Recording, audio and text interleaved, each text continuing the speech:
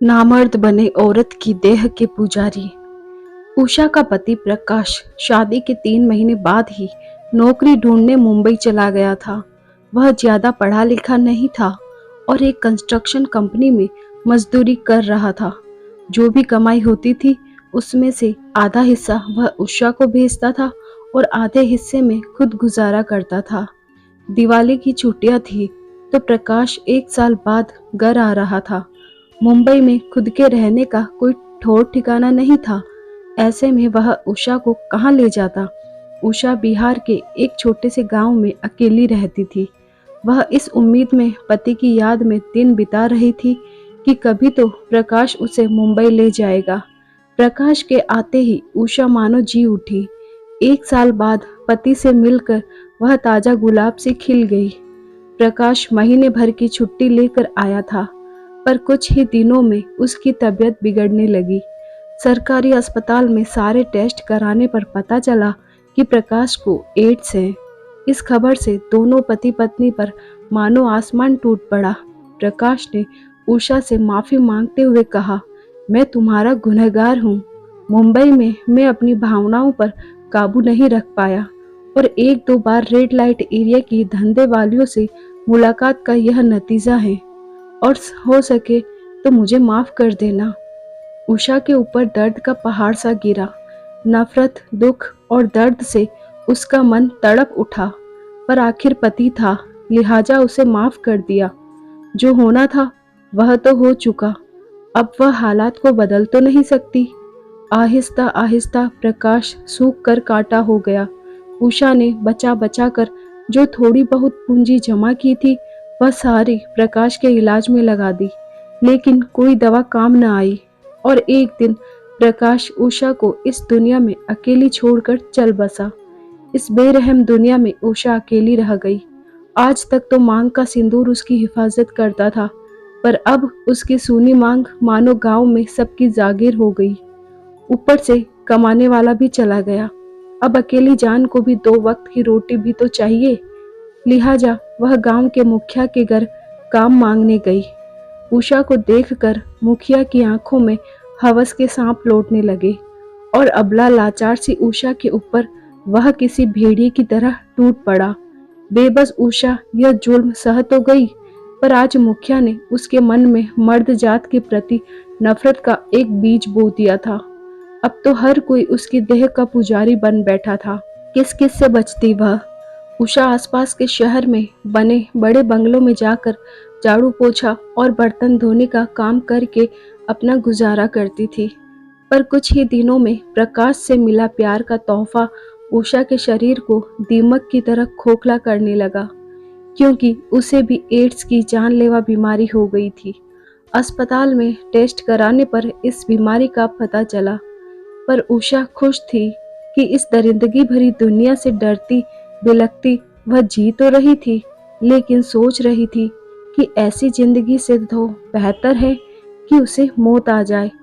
एक दिन उषा काम से घर लौट रही थी कि रास्ते में 2 गुंडों ने उसे घेर लिया और पास के खंडहर में घसीटते हुए ले जाकर उसकी इज्जत एक बार और तार तार कर दी।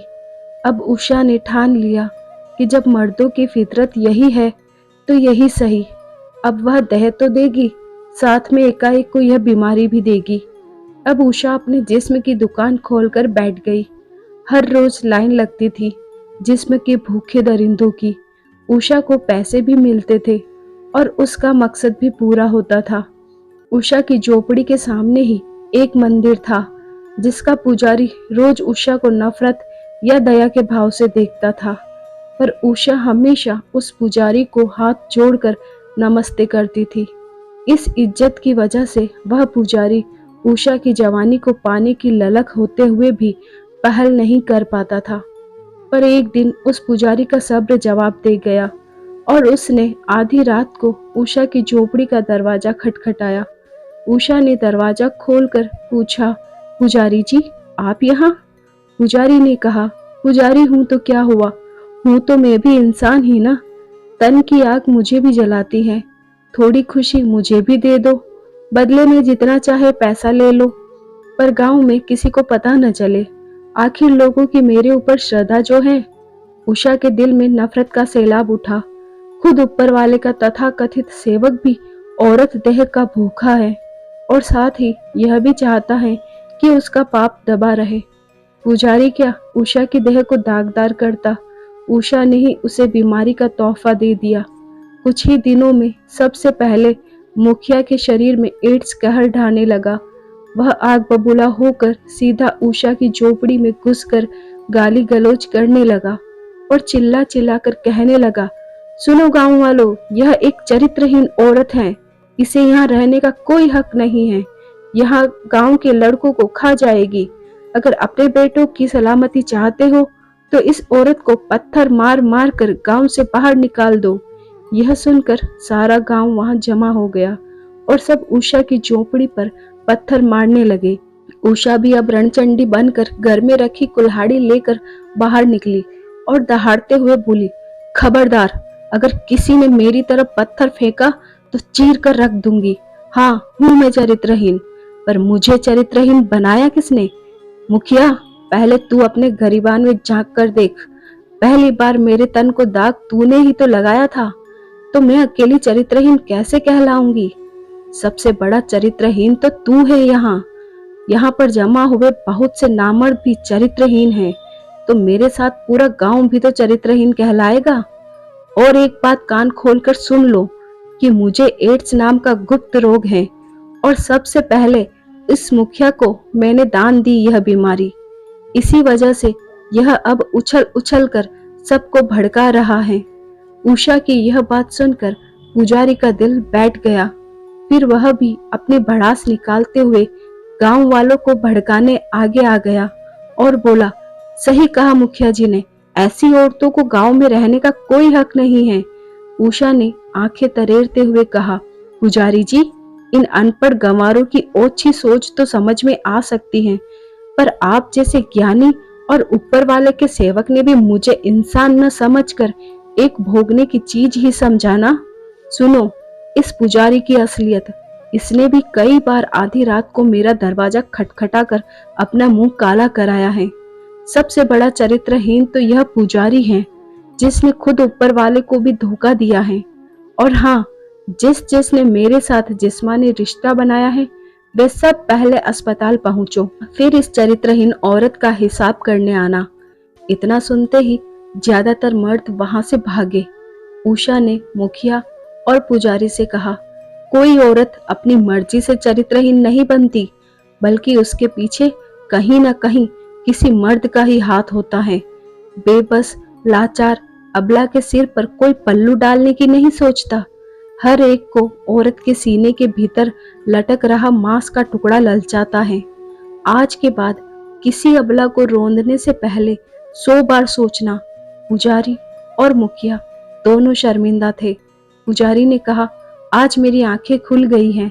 मैं बहुत शर्मिंदा हूँ। डूब तो हम सबको मरना चाहिए। तुमने बिल्कुल सही कहा कि अगर मर्द जात अपनी हवस को काबू में रखकर अपनी हद में रहे तो कोई औरत कभी चरित्रहीन नहीं बनेगी। पुजारी के इतना कहते ही वहां जमा इक्का दुक्का लोग भी चले गए।